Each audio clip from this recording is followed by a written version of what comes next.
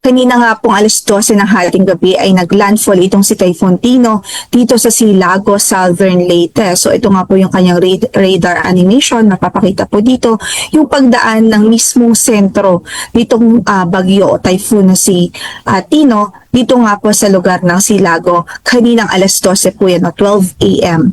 So sa kasalukuyan, ito po ay nasa or binabaybay na po nito ang ilang pang lugar ng Kabisayaan. As of our 1 a.m. na analysis, ang sentro ng bagyong si Typhoon Tino ay nasa vicinity ng Haplag, Leyte, Taglay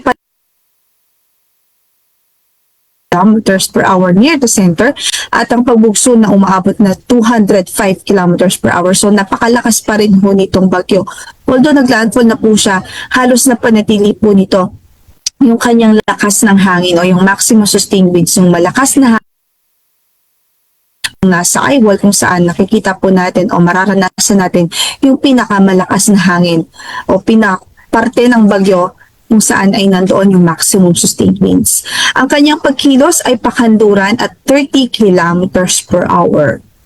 So sa kasalukuyan ay yun nga po, nararanasan na po ito ng ating mga kababayan sa malaking bahagi ng Kabisayaan, ilang bahagi ng Mindanao at ina-expect din natin yung mga pabugso ng hangin ay mararanasan din ho sa ilang bahagi ng Southern Luzon.